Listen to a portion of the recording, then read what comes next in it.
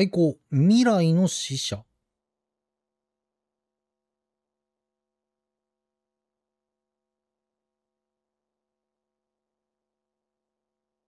2020年東京。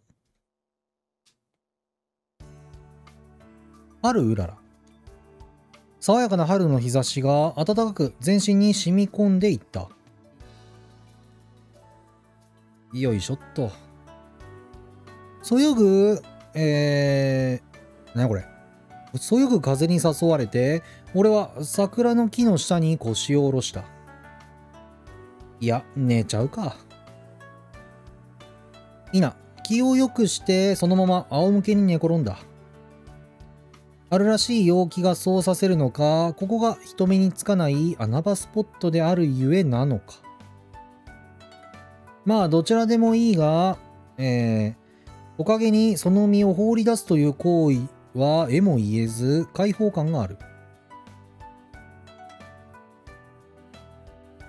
物騒な世の中だけど、こういう憩いのひとときは大事にしたいな。心を落ち着ける。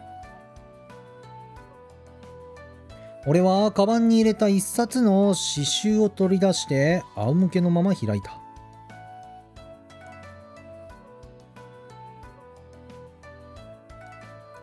桜の木の下には死体が埋まっている。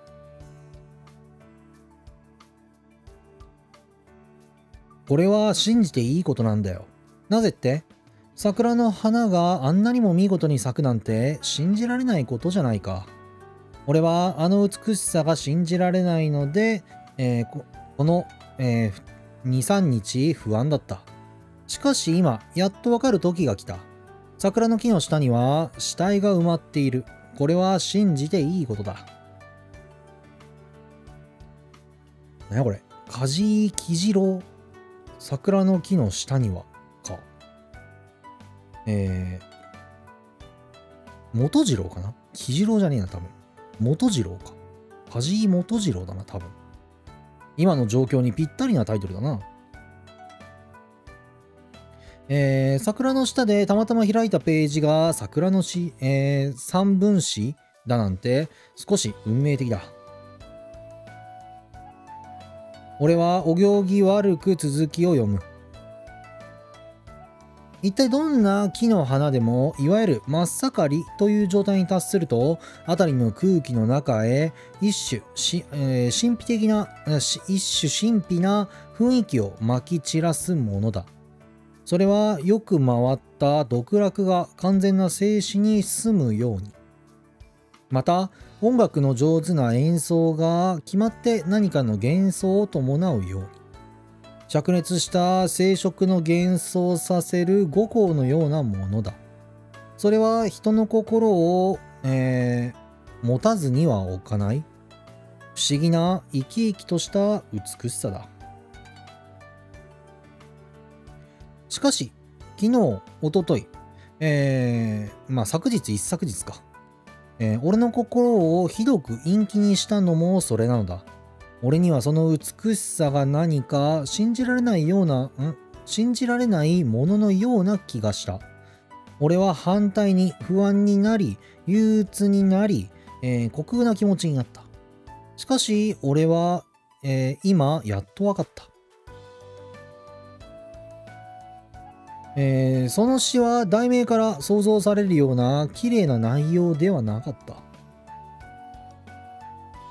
みずみずしく咲く桜の美しさに恐怖さえ覚えた俺は、その背後に腐乱した屍の影を見る。薄葉かげろうの血痕が無数の死をはらんでいるように、その美しい情景にも訳があるのだと俺はお前に語りかける。その発見は曰く残忍な喜びだった。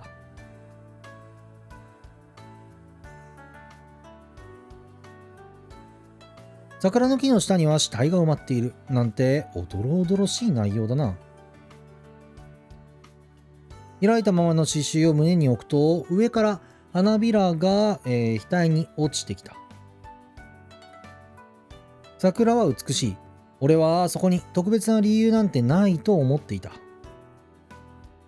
でも俺は今なんともなくこうも美しく咲く桜の、不条理さみたいなものが許せなかったのかもしれない。昔の人の考えることはわからな。その時急に桜の木、いや俺の視界全体が歪み始めた。にちらついたディスプレイのような視覚的ノイズに見舞われる。頭を振り払って幻影を取り去ろうとするも治らない。これはどういう？俺の意識はそのまま何かに引きずられるかのように混濁していき、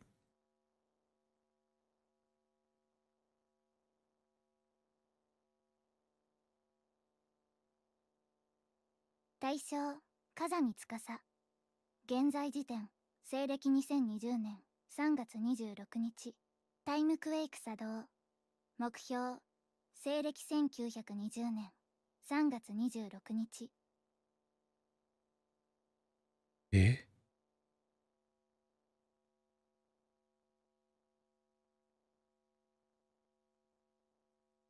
あ、スカイツリーがなくなっとる。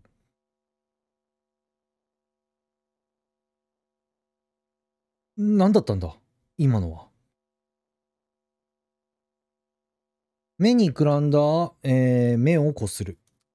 光だった。光をくらんだ目をこする。状態を起こして立ち上がろうとすると、その時。桜の木の下には死体が埋まっている。はあ。太ももエロ。ムチムチじゃねえか。すぐ隣、近くから聞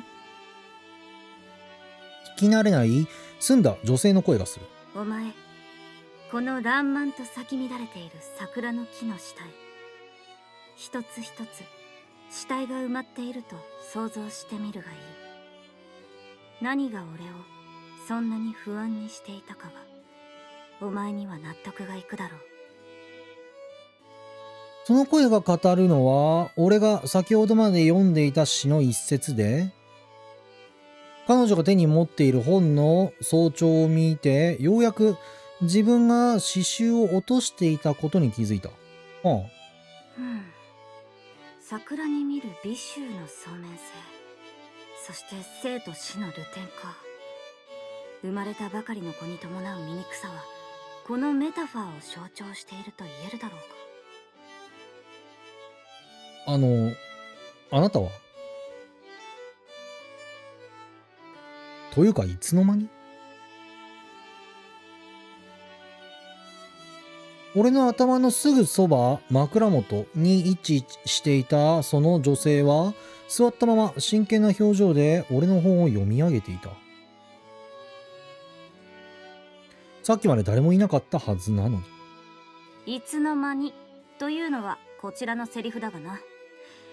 先ほどからここにいたのは私の方だ。いや、でも、さっき俺の他には。そこでようやく立ち上がる。だが、確かに女性はすっかり収まりのいい位置に腰掛けていた。あれ？俺の勘違い？木登りでもしていたのか？何にせよ怪しいやつだな。怪しいものじゃありませんよ。俺は。いや待て、その先は私が当ててみせよう。皆まで言うな。そう告げると、彼女は顎に手を当ててじろじろと見定めするように俺を眺めた。片手にはなぜかエノコログサ、猫じゃらしかを持って教鞭でも振るうかのようにしならせている。まず目につくのはその服装だ。実に風変わりな格好をしている。最近は男子の洋服化も進んでいると聞くが、おそらく最新の舶来品か。格好は別に普通というか、あなたに言われたくないというか。俺は半袖のカットソーにジャケット、そこにド定番の黒スキニーを合わせたかなり量産系の格好だ。かたや目の前の女性はというと全体的に茶色な、なんというか極めて特徴的なスタイルをしている。この服装を、形容できる語彙は俺にはないが、頭の中に浮かんだのはシャーロック・ホームズのイメージだ。それに持っていたこの本も現に珍しい想定をしている。どういう印刷技術なんだ？それも別に普通だと思いますけど、流暢に話すので気がつかなかったが、この女性は外国人だ。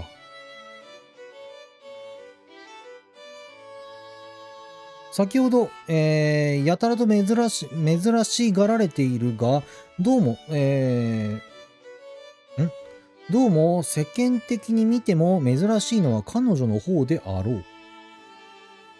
そして私に気取られぬままそこに姿を現していた隠密性。これはつまり忍びの末裔に違いない。末裔の対義語ってなんなんやろ。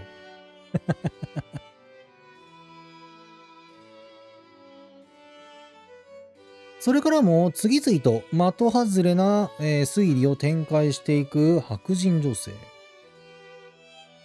俺はもはや何を言うまでもなく突っ立っていたが、次第に彼女の中でも整理がついたようで。よくわかった。何がですか？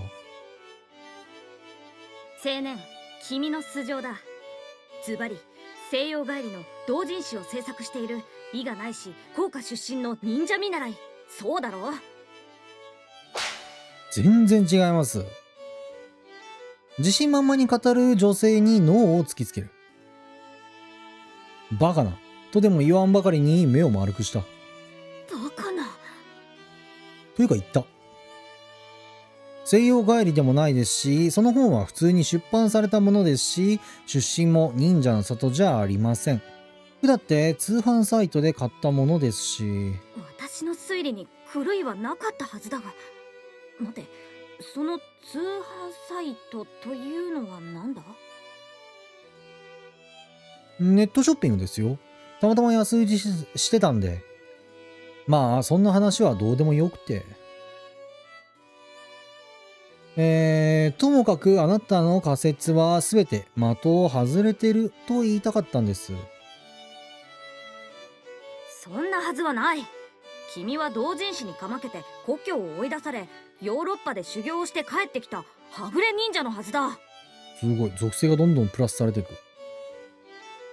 属性が渋滞しすぎてませんか？何一つ合ってないし、その中だけでも矛盾が発生している。矛盾が生じている気がする。ともかく。見かけだけで判断できるほど人も簡単じゃありませんよ。あなたがそんな格好をしているのは探偵だからとでも言うんですか？そうだが。正解だった。それもどうかと思った。信じられないのはこっちのセリフだ。だいたいさっきのシーカも誤植がひどいぞ。1928年発表などと書いてある。おう。失礼。誤植なんですか？当たり前だろ。なぜ今8年後の作品があるというんだ。言ってる意味がよくわからないというか、そういうキャラの衣装なんですか？もう話が噛み合わんな。他人と話が噛み合わない。それ自体は年齢だったり立場だったりで原因が往々にしてあること。しかし俺と彼女の間に生じていたのは決して往々にある齟齬ではなく、つまり待ってください。当たり前のことを伺います。今は2020年ですよね。人をからかっているのか。1920年に決まってるだろう。我々の間に生じていたのは時代の認識という文字通りのジェネレーションギャップだった。さらによくよく話してみても、お互い譲れぬ主張というのは変わらず。俺が2020年という年号を発するたびに、彼女はその淡麗な瞳を白黒させていた。なんだと？呆れ果てたぞ。優にこと書いて未来人などとは。こっちのセリフですよ。今が1920年なんて冗談ですよね。俺をからかってるんでしょ？はあ、付き合ってやる義理はないが、私を嘘つき呼ばわりするくらいなら自分で確かめたらどうだ？辺りを見回す。桜の木は、桜の木こそさっきまでと同じだったせいで分かりづらかったものの、周囲の景色は明らかに様変わりしていた。公園の敷地内にいたはずなのに、もはや公園でも何でもなくなっている。なんだ、じゃああっちの方は、流行る心を抑えながら野原を飛び出す俺。ありえない。そう何度も念じながら、試験の結果を覗く時にも似た緊張を抑え込んだ。そして、ああ。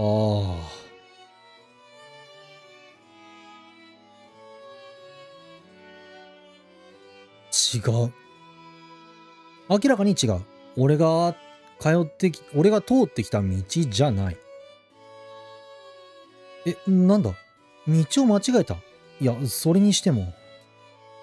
舗装されていない地面。舗装されていない地面。行き交う和装の人々。遠目にも見当たらない高い建物。それはまるで。一応お尋ねしますが、ここは？浅草だ。ああ。そうして俺は自分が本当に100年前にタイムスリップしたのだと実感することになったのだった。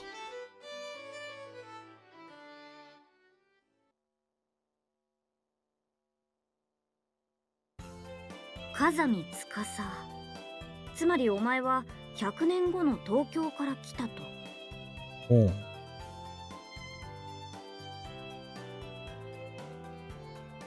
そういうことになります。近くの公園。やたらなんか混ざっとるな。いろんなものが。ハスの葉の浮かぶ丸池までやってきて、俺は彼女、探偵さんと話し込んでいた。はあ、やれやれ。春先はこういうのが湧くんだ。ウェルズの小説でも読んだのか？違う。本当に未来から来たんです。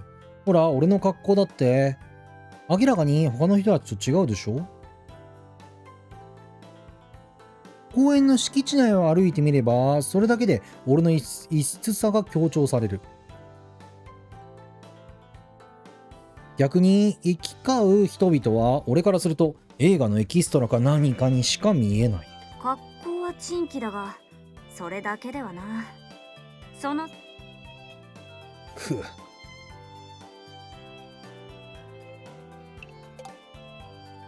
失礼。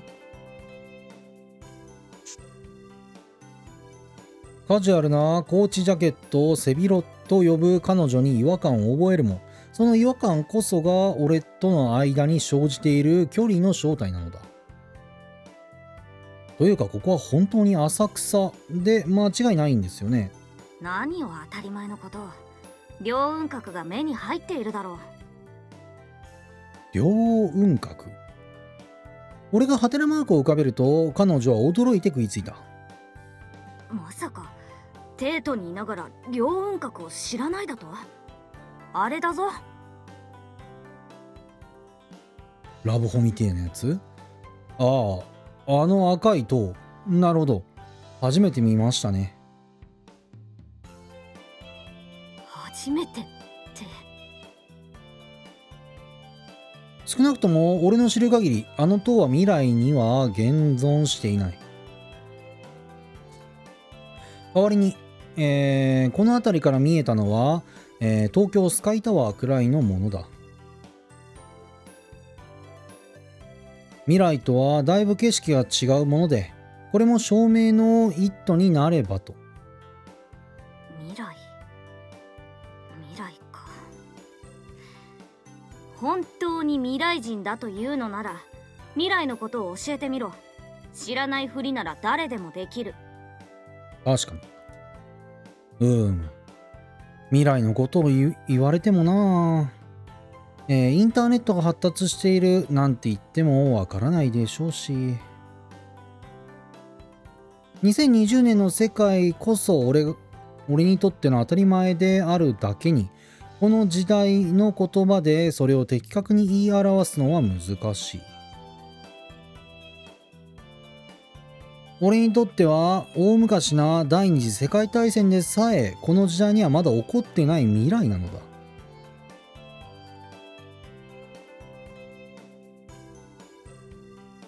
さっきの詩集、ほら、巻末を見てくださいよ。これは2016年発行の本です。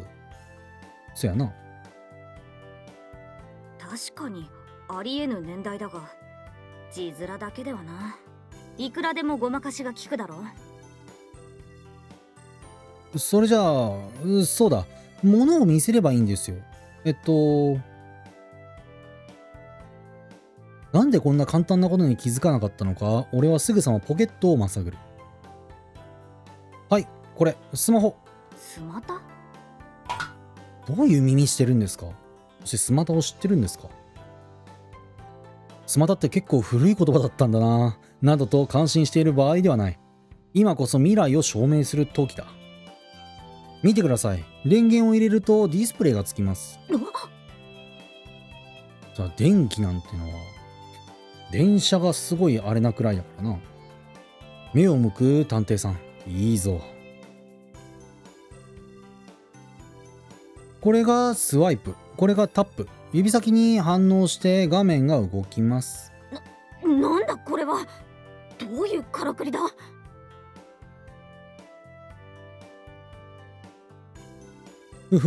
すごいでしょう。これが俺が未来から来たという何よりの証拠。それでこれはどういう役に立つんだ？ネットが繋がってねえから何もできん。スマホって不便だな。遠く離れた人と通信できます。こう見えて電話ですから。なんだと？ぜひやってみせてくれ。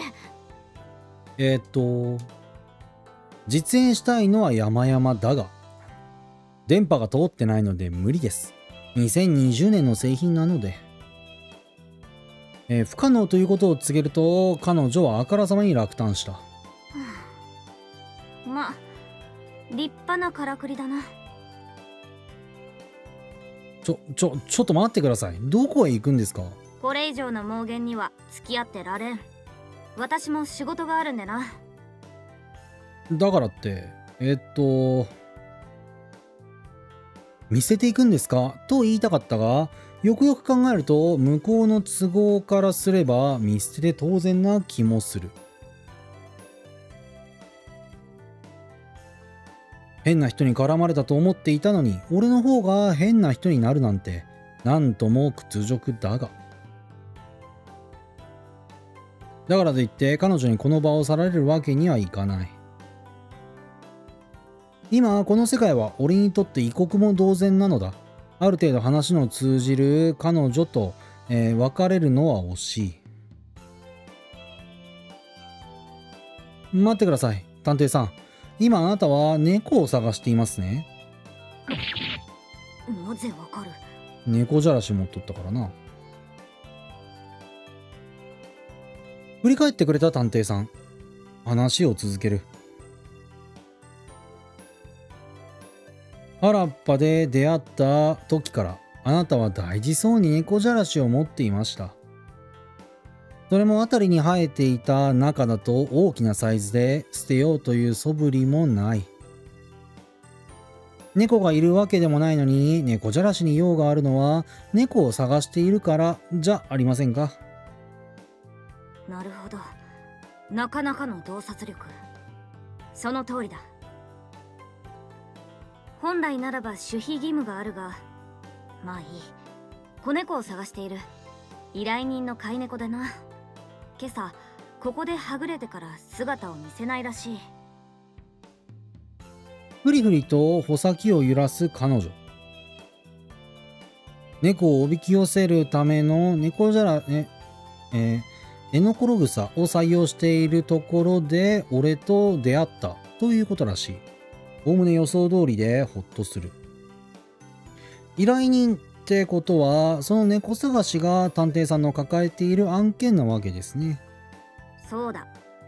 お前が本当に未来人だというならこの事件の行く末もわかるはずだ。答えてみせよ。さすがにそれは無理。そんなミクロな知識はありません。ではさよならだな。ああ、待ってください。でも猫の習性ならわかります。何？食いついた。ここがチャンスだ。うちも猫飼ってましたから探し方だって知ってます。興味深い。猫じゃらしではダメなのか？難しいでしょうね。まずこういう人通りの多い場所にはいません。移動しましょう。それとなくイニシアチブを握りつつ俺は彼女を、歩道へと先導した。一人になった猫は大抵物陰や暗いところに逃げ込んでいることが多いです。雑居ビルの裏とか室外機の上とか。雑居ビル？室外機？そんなものね。当然この時代にそんなものはないので家と家の間などでしょうか。ちなみにその猫はどういう見た目の？写真がある。こんな毛並みで名前は蘭丸というそうだ。写真はもちろん白黒だった。ペットの写真が残っているだけで幸運というものか。観音堂のところで今朝はぐれたとしたらまだこの近くにいるはず。ただ日が経てば経つほど猫は遠くに行ってしまうので。早いうちに見つけるのが肝心か。私の出番だな。そう言うとゴロゴロと猫のように喉を鳴らす探偵さん。何のチューニングかと思いきや。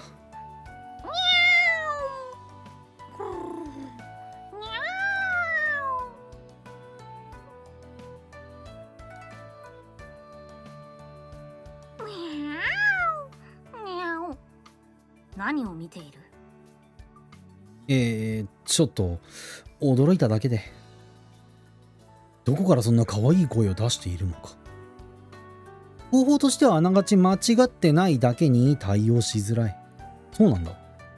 お前も泣け、未来人。ああ、そうだ。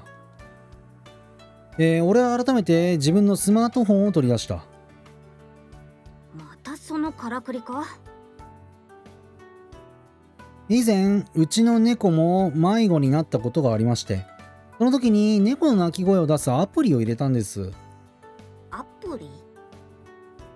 クエスチョンマークを飛ばす探偵さんを尻目に俺はそのアプリを起動した。お、すげえ。うわ、なんだ？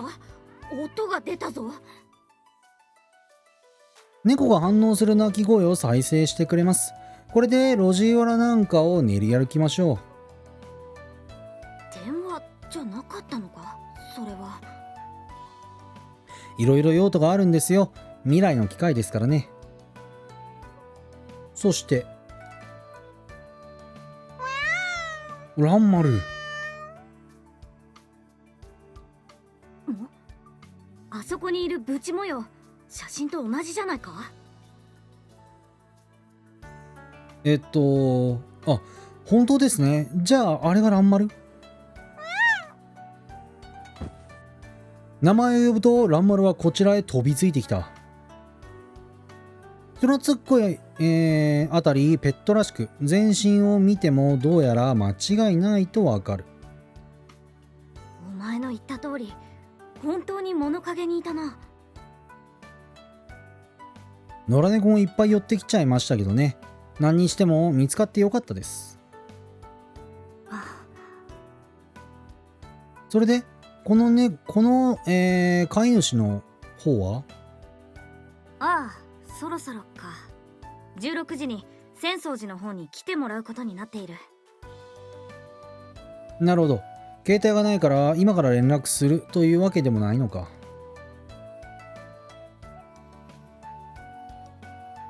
今朝に依頼を受けたんですよね。ずっと待ってたんでしょうか。いや、何でも下校時に通るということらしい。下校時？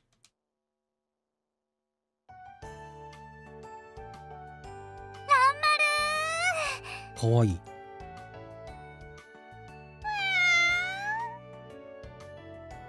観音堂まで戻ってきた俺たち。そこで迷子の子猫と飼い主による感動の再会が果たされていた。もうどこ行ってたの？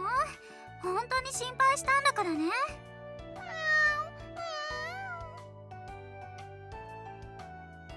学生さんだったのか。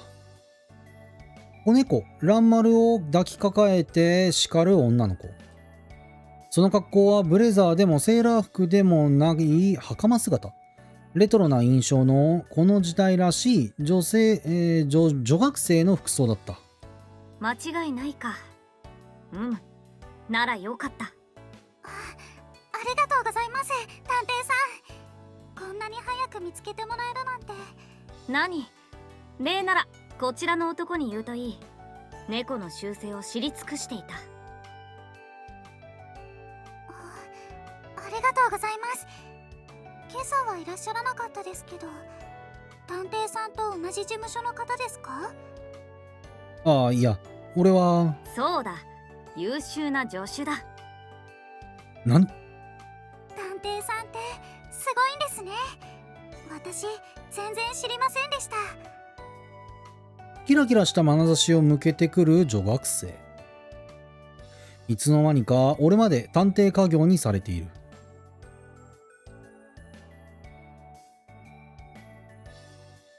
まあたまたまちょうど猫も飼ってて鳴き声のアプリもあって。アプリ？おいこら。彼の使う探偵七つ道具の一つだ。だがその存在は人に知られてはならない。こういうところは頭が回るんだな、やっぱり探偵さんは。へえ、やっぱり探偵さんってすごいものも持ってるんですね。よくもすぐペラペラと出任せが出てくるな。七つ道具というものはともかく、この時代で探偵さん以外の人とまともに話すのは初めてだったが、やはり言葉はすんなり通じる。大変助かったのですが、すみません、謝礼の方は。ああ、言っていた通りのものでいい。ごめんなさい、こんなものしかなくて。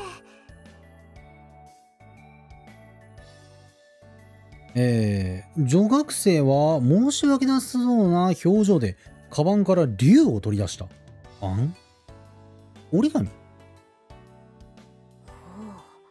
大したものだな。相当大きな和紙を使っただろう。全然そんなこと。私にはこれくらいしかできなくて。折り紙で竜折れるんこの子。かわいい顔してえげつねえ特技持っとるな。女学生が探偵さんへ手渡したもの、それは精巧に作られた折り紙の竜だった。折り紙といっても普通の人が、手紙で、作るような鶴やら、チューリップやらのクオリティではない。何はともあれ事件解決だ。明日も学校だろ。早く帰って休むといい。ありがとうございます。このご恩は忘れません。ほら、ランマルも。達者でな。できれば我らがチェリー探偵事務所のことも大人たちに宣伝しておいてくれ。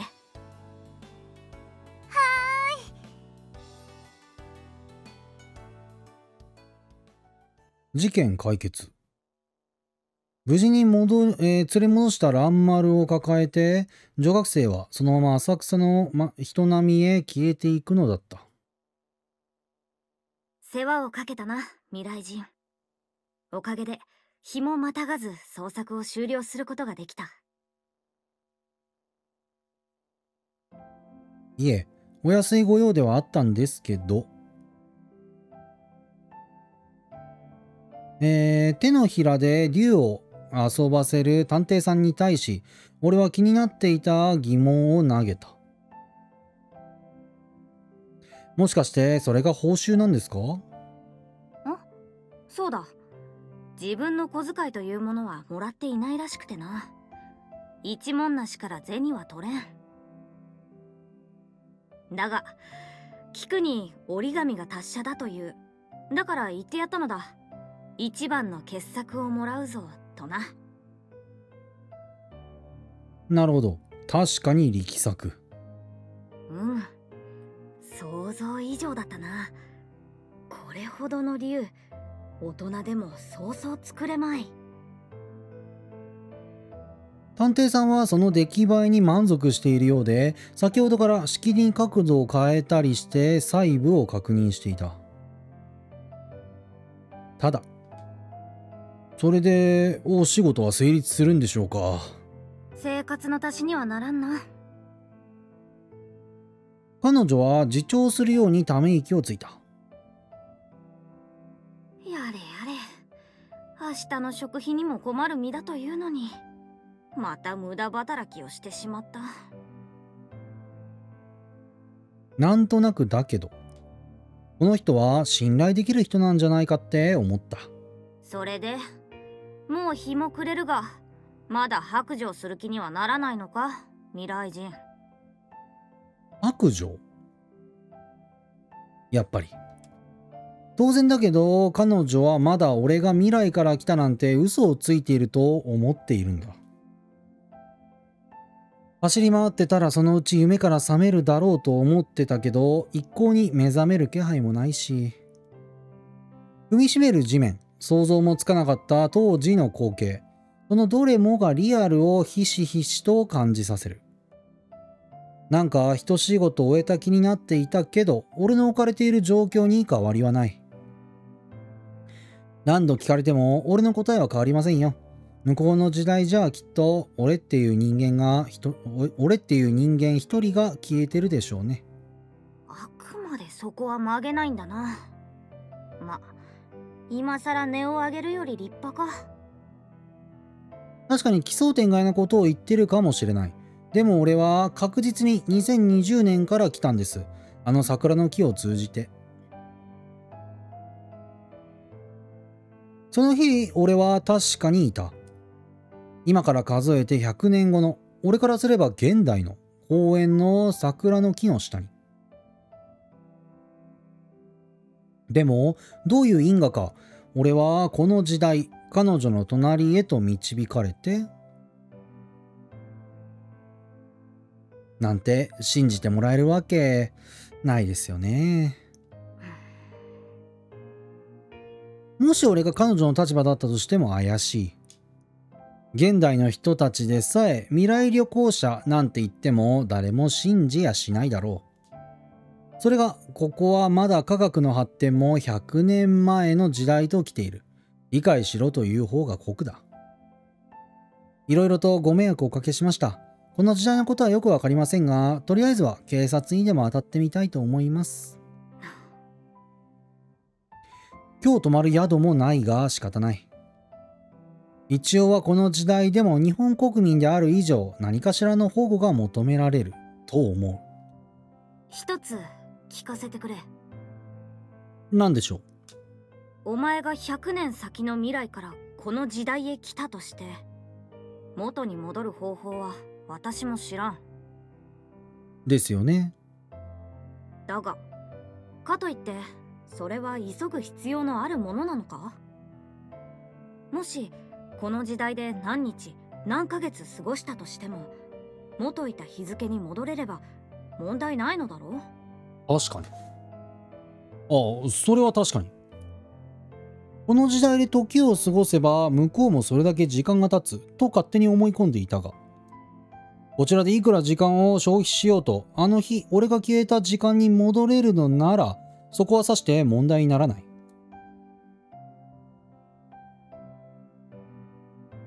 結構柔軟な発想だと思うけど、意外とちゃんと考えてくれてたのかな。少なくともこの突拍子もない理屈に沿った話をしてくれている。それがなんだか無性に俺はありがたかった。だから探偵さん、せめて最後にこの一への縁が、俺を救ってくれないかと信じて。なんだ？探偵さんは探偵さんなんですよね。いかにも。私は探偵だが。そう、彼女は探偵らしい。見た目通りすぎるけど。でもそれならば、だったら俺がここに来た謎も解いてくれませんか？俺が思い切って告げたお願いにも、彼女は目を丸くしていた。それは探偵としての私にということか？はい、そうです。俺はまだ、不明瞭なのかもしれない。でも今蘭丸の行方を探したみたいに、俺が未来に帰るための道筋を解き明かしてほしいんです。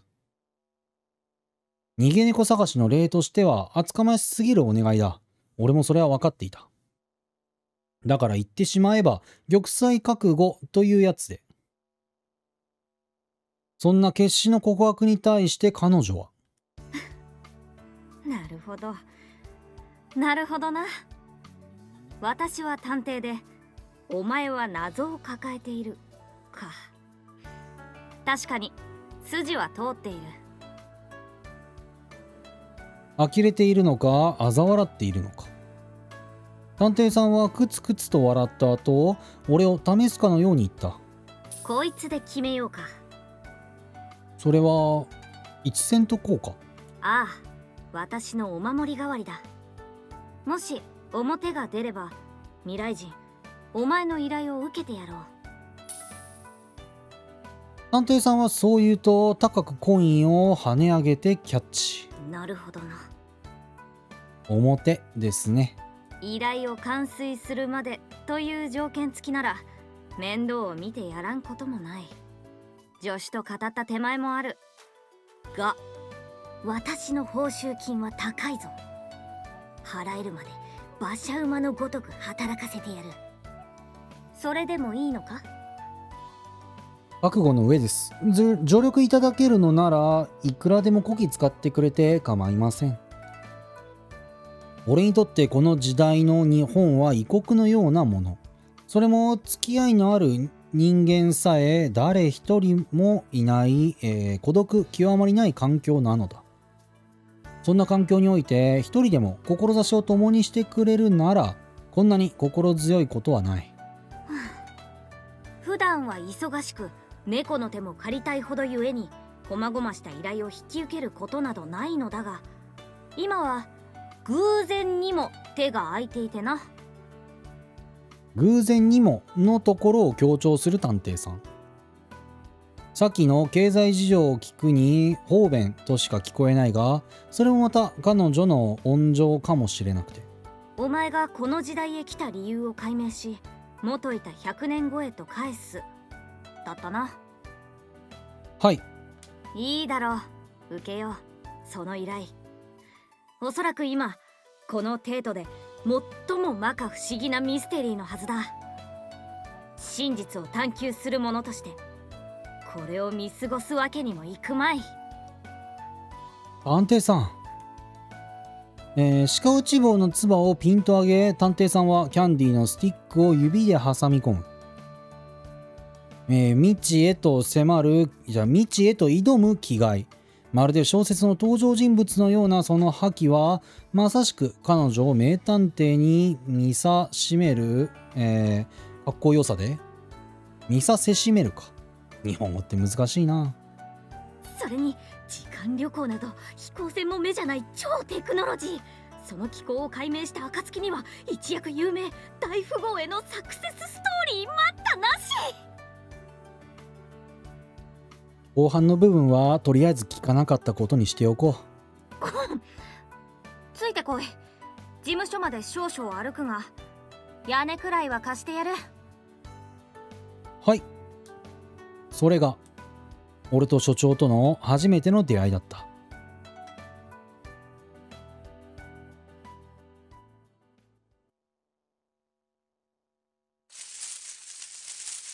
ほほう、何か事件は落ちてないかと思って来てみたら、こりゃとんでもない特ダネを見つけちまったかもしれないっすね。宇宙人、異星人、違う未来人。もしあの男の言ってたことが本当なら、これは歴史に残る大事件っす。この三枝舞、見えざる者の真実を暴くジャーナリズムがうなる